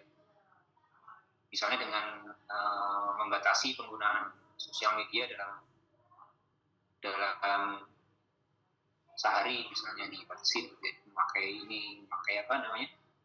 timer atau memakai timer ya. Berarti kalau misalnya nanti lebih dari 2 jam misalnya itu sudah kasih indikator yang mengingatkan gitu ya. Ya, saya kira kalau untuk anak-anak muda ya yang justru paling rentan ya, memang mereka masih mencari jati diri gitu ya, dan biasanya memang sangat impulsif ya. Tapi itu di zaman saya pun juga, di zaman orang tua kita juga masih sama gitu ya. Namanya anak muda itu ya pasti impulsif dalam melakukan sesuatu ya. Jadi itu ya emang hal yang harus dilalui sih. Jadi nggak perlu khawatir gitu ya. Sebenarnya nggak perlu khawatir. Memang kalau untuk pembatasan anak kecil di bawah usia 16 tahun ini saya setuju ya. Kemarin yang dipakai Australia itu, pemerintah Australia membatasi sosial media untuk di bawah 16 tahun, saya setuju sih ya, karena memang belum saatnya gitu. Tapi kalau untuk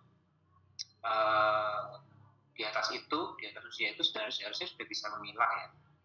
Harus bisa memilah dampak buruknya, dampak positifnya gitu ya. Jadi emang kembali lagi ke usernya sih. Dan ini harus ada intervensi juga sih dari pemerintah gitu ya.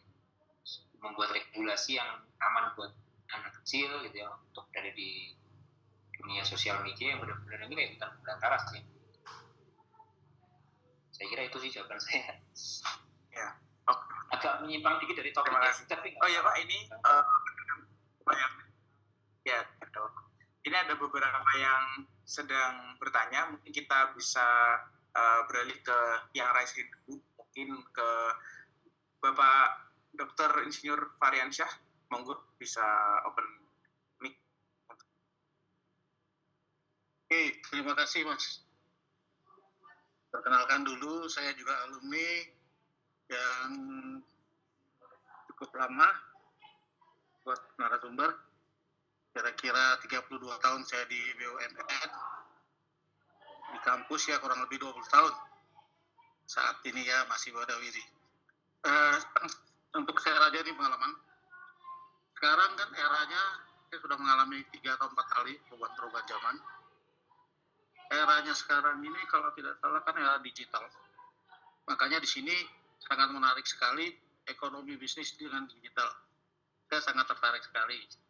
Nah, dalam ekonomi bisnis digital ini kelihatan tentunya ada kendala-kendala yang kita hadapi. Kendala apa saja yang kita hadapi itu. Kemudian kaitannya dengan kendala-kendala itu, kita juga tentunya dalam berbisnis digital ini tidak terlepas daripada inovasi. Karena kalau inovasi kita sedikit saja berkurang, pastilah kita ketinggalan. Ya, kita ketinggalan kalau inovasi kita berkurang. Oleh karena itu, saya ingin coba menanyakan yang pertama, tantangan di dalam pengembangan inovasi. Sesuai dengan kondisi sekarang ini, yaitu teknologi artificial intelligence, AI itu yang pertama. Yang kedua, apa tantangan utama yang timbul oleh bisnis teknologi bagi para pengembang media elektronik? Tantangan utama. Jadi ada dua aja yang cukup saya tanyakan. Mudah-mudahan bisa diberikan pencerahan dari narasumber di sini. Terima kasih. yang pertama tadi apa? Inovasi. Tantangan di dalam pengembangan inovasi. Iya. Kita ada AI itu, kita ingin tantangannya apa kalau kita ingin mengembangkan inovasi-inovasi baru di situ.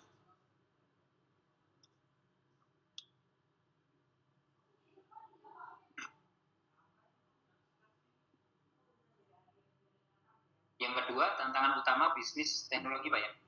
Iya, betul. Dalam pengelolaan media elektroniknya. Oh, dalam pengelolaannya ya, Pak ya? Iya.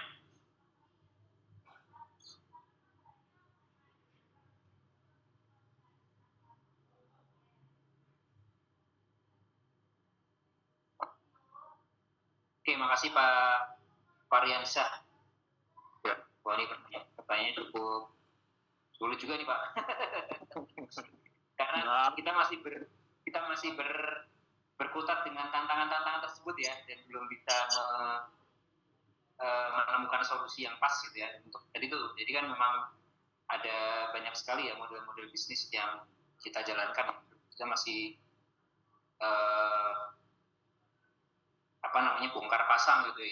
Ini cocok ya, kita coba ini, mumpung ini lagi momentumnya bagus gitu ya. Misalnya tahun ini lebih banyak di event gitu, misalnya permintaan dari audiens gitu ya, lebih banyak di event, atau permintaan dari stakeholder, pengiklan gitu ya, dari di event kita pencarakan di event terus gitu ya. Nah, kemudian ketika nanti tahun depan apalagi tantangannya mungkin lebih ke AI gitu ya. Nah, kita juga nanti ke arah sana juga gitu. Jadi masih belum menemukan model bisnis yang pas gitu ya, untuk bagaimana sih pengelolaan media saat ini tuh idealnya seperti apa sih yang ini gitu ya, yang cocok gitu ya. Memang tantangannya di situ sih Pak, masih terus bongkar pasang gitu. Jadi belum menemukan model bisnis yang tepat, yang kira-kira sustain, yang jangka panjang gitu ya. Kira-kira yang kayak dulu misalnya di bisnis surat kabar, bisnis televisi itu kan sudah cukup lama ya bertahan dengan bisnis seperti itu ya. Kita tuh dulu gampang banget Pak gitu, kita nerima iklan itu ya, orang tuh datang ke kantor kita gitu ya, nggak usah cari keluar gitu ya. orang tuh datang gitu mau menawarkan produknya, mau mempublikasikan, itu orang datang. Tapi kita sekarang harus dipaksa untuk keluar karena orang udah perilakunya sudah nggak seperti dulu yang hanya ada media terbatas, hanya ada beberapa media. Sementara sekarang kan kondisinya tuh orang semua udah bisa publikasi sendiri gitu ya. Jadi kita mau nggak mau harus bertarung di hutan belantara itu, harus keluar dari zona nyaman dan mau bersaing harus berani bersaing gitu, bahwa kita punya value gitu. Kita punya value yang tidak dimiliki oleh yang lain gitu ya, dan kita harus menemukan market kita sendiri gitu. Misalnya saya berbicara dengan di Republika, misalnya memang kuat di ekosistem atau komunitas muslim gitu, misalnya itu yang harus kita benar-benar kita jaga gitu, jangan sampai itu lepas gitu, jangan sampai itu nanti beralih ke platform yang lain gitu Pak. Jadi memang sangat penuh tantangan, dan itu memang tantangan utamanya itu bagaimana menjaga audiens, karena ini media itu memang gamenya itu adalah game audiens ya.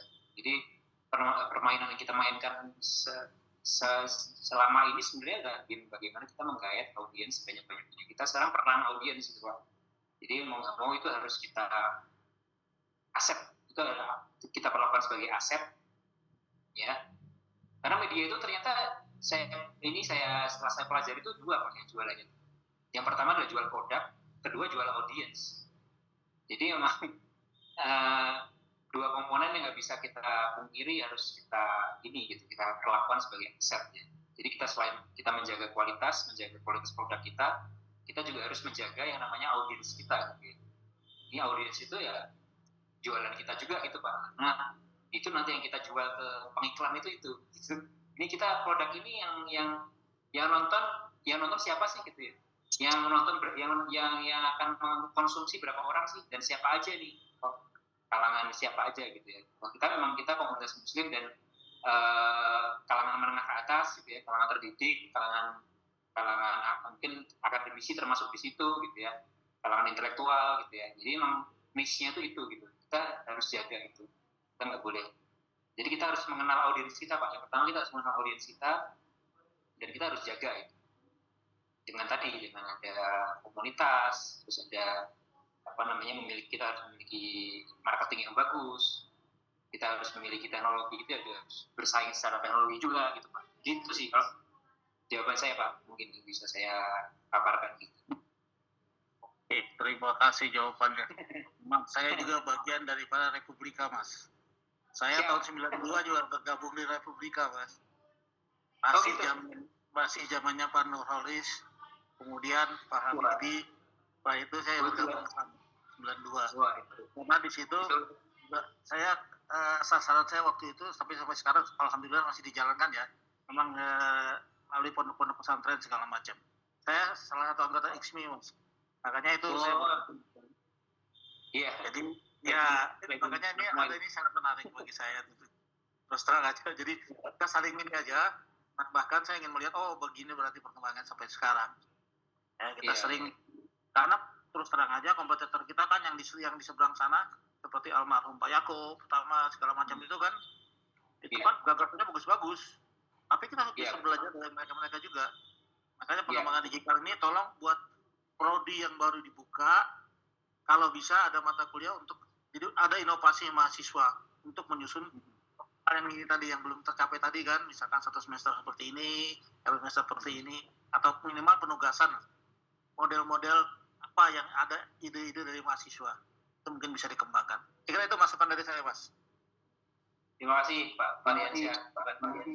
Kita bagian dari keluarga Republika juga ya Pak. Orang-orang legend itu dulu ya pendirinya IXMI kan, pendiri kita Pak ya. Betul.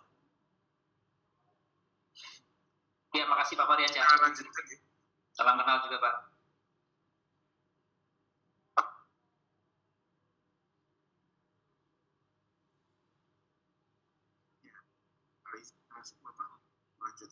Mungkin waktu kita atas nanti untuk menjawab yang bertanya mungkin disingkat saja. Kita akan pilih 2 dari raise hand dan 2 dari kolom chat gitu ya. Monggo Mas Dio Agustian, Kak Dio Agustian bisa gitu. Baik. Oke. Mesti saya izin bertanya.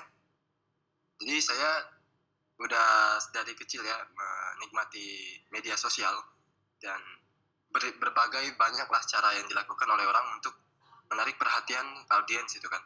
Terutama dengan metode atau strategi clickbait ya. Seperti yang dibilang Pak Firman tadi.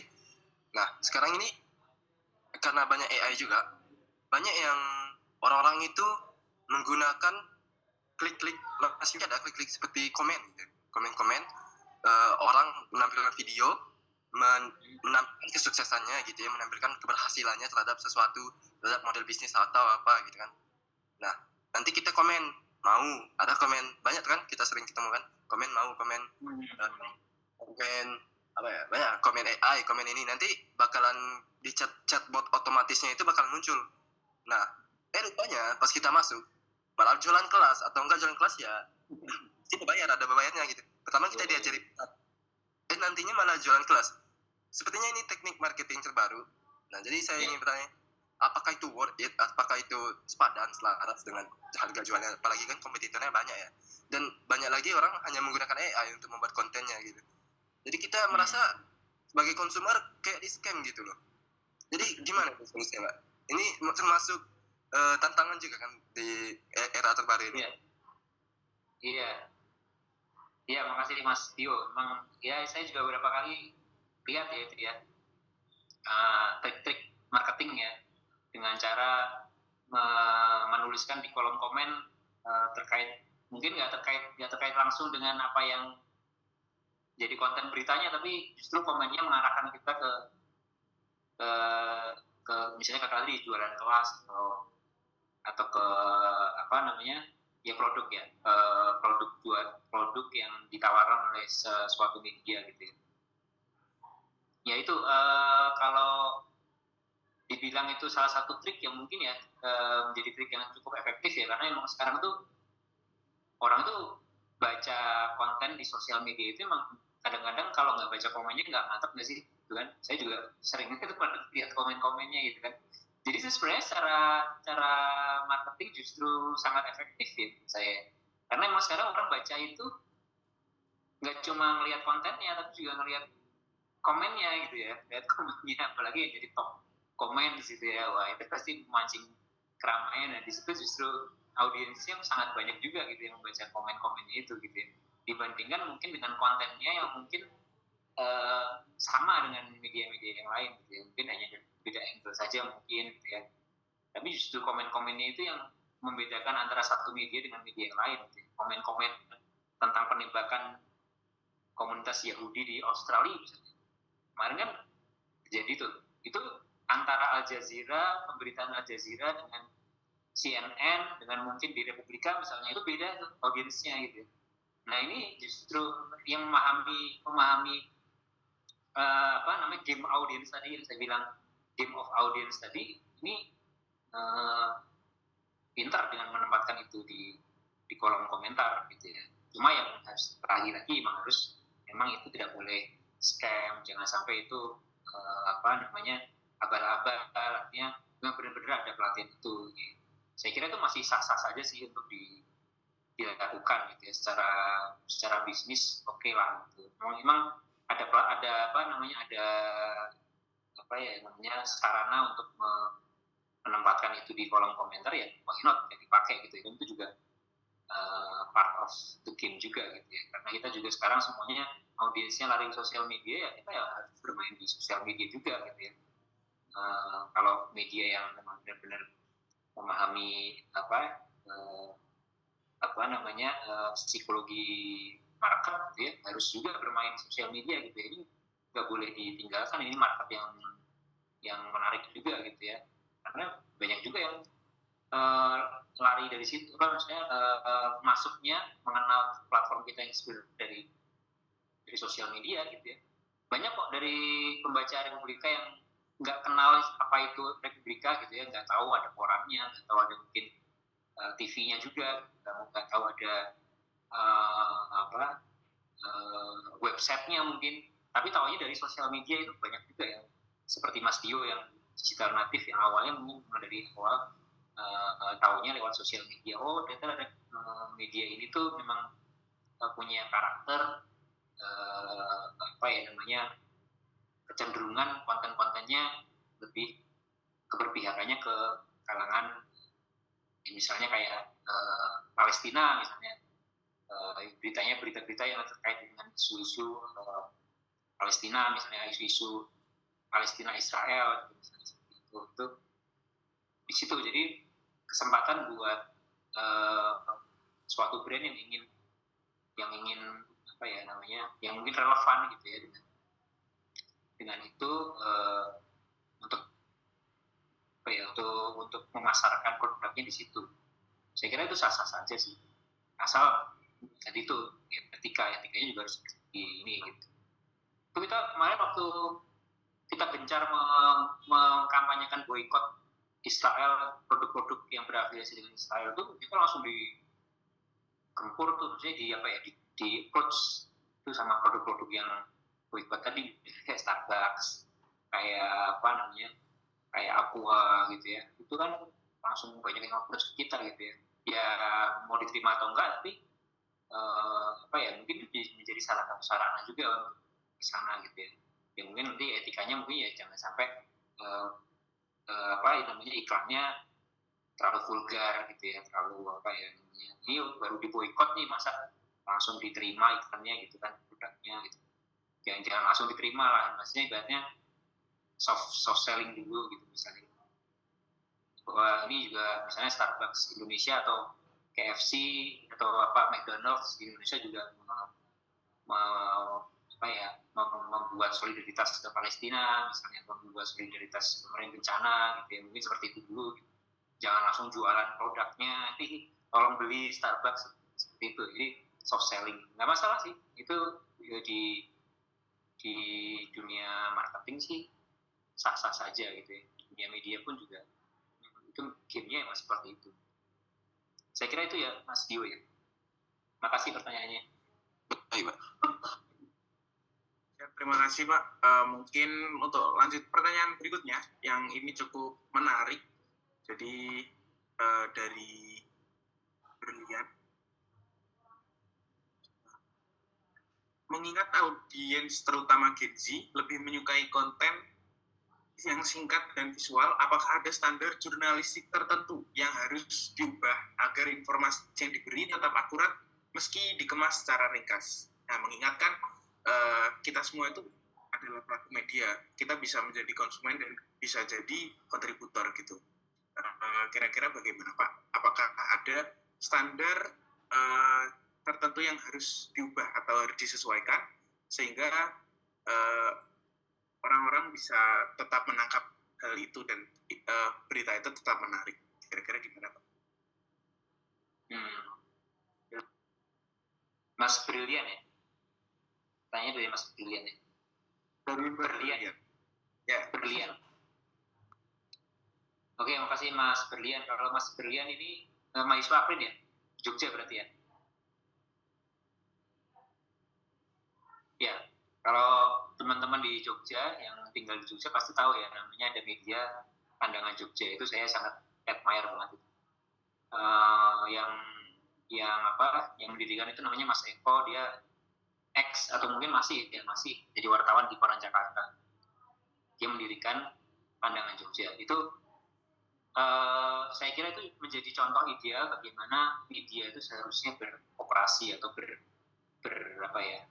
berbisnis saat ini gitu ya. Bagaimana model bisnis yang diterapkan oleh Pandangan Jogja itu dia homeless juga, jadi nggak punya platform. Dia ada kolaborasi dengan Kumparan, dia yang punya platform itu Kumparan, dia ada di situ gitu ya, menjadi seperti subdomain gitu ya, semacam subdomainnya Kumparan gitu ya. Tapi dia nggak punya platform, dia ada di situ di Kumparan, kemudian yang paling besar adalah di Instagram Pandangan Jogja. Dia menyadari bahwa audiensnya itu memang saat ini anak muda, Gen Z, milenial itu memang lebih suka audiovisual. Jadi mau nggak mau mereka merubah standar ya, dari yang mungkin sebelumnya dia lebih tulisan gitu ya. Kumparan dulu di Kumparan banyak tulisan mirip Twitter gitu ya, atau X gitu ya, tulisan pendek-pendek gitu ya, semacam kayak sosial media gitu kan Kumparan gitu ya. Tapi kemudian dia berusaha, dia melakukan transformasi dari yang sebelumnya teks ke audiovisual tanpa merubah pola kerja atau tanpa merubah standar jurnalistiknya mereka. Tetap mereka memakai standar atau jurnalistik yang seharusnya gitu ya, proper gitu ya, meliput secara proper, cover both side, kemudian memiliki berita-berita yang memiliki nilai berita, nggak sekedar viral aja gitu ya. Jadi harus melakukan konfirmasi, verifikasi gitu ya. Tetap dipakai standar itu ya, tapi dalam bentuk audiovisual gitu ya. Ya itu akhirnya worse. Ya, mereka ternyata bisa jalan kok gitu. Dan pada akhirnya ya nggak banyak-banyakan viewers, nggak banyak-banyakan followers gitu ya. Memang permainannya bukan di situ, bukan banyak-banyakan views, bukan banyak-banyakan followers, tapi audiens kamu engage atau enggak gitu. Audiens kamu sering merasa memiliki apa enggak, selalu komen, selalu like, selalu share berita-berita kamu atau enggak, itu yang jadi gamesnya. Dia menyadari gamesnya dan dia ternyata berhasil menjual konten-konten mereka jauh melebihi akun-akun yang memiliki followers jauh lebih besar gitu ya. Misalnya kayak Wonderful Jogja misalnya. Kalau dilihat ininya mungkin udah jutaan gitu ya. Sementara kalau pandangan mungkin masih ratusan ribu. Tapi mereka jualan iklannya jauh lebih besar. Harga yang mereka, red card-nya mereka ketika jualan itu jauh lebih besar daripada Wonderful Jogja atau mungkin konten-konten kreator atau influencer lain gitu ya. Karena apa? Mereka memiliki satu yang nggak dimiliki oleh media-media tersebut, credibility. Kredibilitas itu mahal. Mereka benar-benar menjalankan tugas jurnalistik yang proper. Mereka narasumbernya itu memang benar-benar ada gitu ya. Nggak katanya nggak jelas gitu ya. Tapi ada benar-benar itu bisa ditanggung jawabkan gitu ya. Dan mereka juga mencari berita-berita eksklusif, investigatif gitu ya. Ketika ada kasus Gojek yang dipukulin, yang dipukulin kasusnya malam-malam itu loh, yang Shopee kalau misalnya Shopee Food ya gitu. Itu yang dipukul, yang dianiaya sama pembelinya itu, dia langsung ngirim reporter ke sana gitu ya. Melihat ketika media-media lain nggak melakukan itu, dia melakukan itu. Dia mendapatkan visual itu. Ketika para pengemudi, teman-teman pengemudi Shopee Food itu membela temannya, menggeruduk orang yang menganiaya teman si pengemudi Shopee Food itu, dia ke sana dan meliput itu gitu ya, meliput bagaimana itu dicari-cari, di pelakunya ini dicari-cari sama ini, sampai kemudian dia mendapatkan barang eksklusif itu, liputan eksklusif itu di saat yang lain tidur. Sekarang peristiwa jam 3 pagi, setengah 4. Itu nggak ada yang melakukan itu kecuali Pandangan Jogja. Saya salut dengan itu. Dia menerapkan jurnalisme di platform yang baru, platform yang saat ini diminati oleh Gen Z sama milenial, itu Instagram. Dan itu berhasil. Nah itu saya kira contoh yang memang seharusnya ditiru oleh media-media yang lain. Kita harus berhasil mengkonversi. Kita harus bisa mengkonversi apa yang sebelumnya ada di platform-platform lama, cetak, TV, dan ini ke media sosial. Berhasil dilakukan oleh Pandangan Jogja. Saya kira contoh kasus ini merupakan salah satu contoh bagaimana seharusnya nilai-nilai jurnalistik, pakam-pakam jurnalistik lama itu tidak ditinggalkan, tapi justru dikonversi ke medium yang baru yang lebih akrab di mata audiens. Saya kira itu Mas Berlian jawaban saya. Oke, terima kasih Pak Firnan.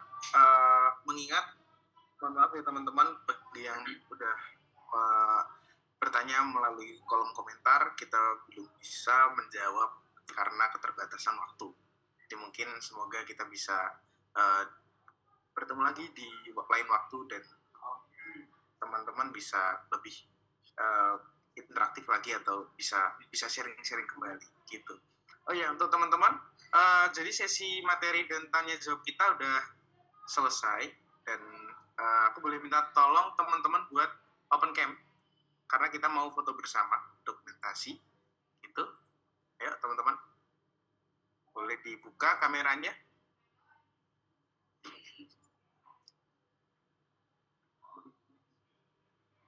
Oke. Bu Rahma masih ada. Kita dengerin Bu Rahma. Dengerin dong. Kirain udah ketika ngajar. Oh enggak. Dengerin Mas Fernan. Oke, teman-teman udah siap? Ya, screenshot dulu di slide 1. 1, 2, 3. Oke. Boleh lanjut ke slide 2. 1, 2, 3. Oke, slide selanjutnya slide 3. 1, 2, 3. Oke, slide selanjutnya slide 4. 1, 2, 3. Slide 5. 1, 2, 3. Dan slide terakhir 1, 2, 3. Oke, terima kasih semuanya. Kita udah mendengarkan materi dari jam 9-an sampai jam segini dan pasti banyak banget insight yang kita dapat mulai dari bagaimana media dulu dan media sekarang, terus bagaimana model bisnis dari media sendiri dan juga insight-insight lain yang terkait tentang media dan bisnis digital lainnya. Terima kasih buat teman-teman yang udah hadir sampai akhir sesi. Teman-teman bisa melakukan, jangan lupa untuk melakukan absensi di kolom obrolan, kolom chat, sehingga nanti bisa dapat sertifikat yang akan dikirimkan langsung di email. Gitu, terima kasih teman-teman. Terima kasih Pak Fernan Radi yang udah meluangkan waktu untuk mengisi materi. Terima kasih Mas Fernan yang udah meluangkan waktu setelah kesibukannya mau ke Jakarta. Ditunggu traktirannya Bu Rahma. Oke, siap. Terima kasih Pak Fernan. Yap. Ya, terima kasih Pak Edi, Pak Fahrian. Mungkin mari kita tutup ya teman-teman. Tadi kita awali dengan berdoa, maka kita akhiri juga dengan berdoa menurut agama dan kepercayaan masing-masing. Berdoa dipersilakan. Oke, selesai. Terima kasih teman-teman. Sampai jumpa di webinar series dari Akprin selanjutnya. Selamat siang dan terima kasih. Pamit ya. Nuryansa. Ya, terima kasih. Selalu. Terima kasih. Assalamualaikum warahmatullahi wabarakatuh.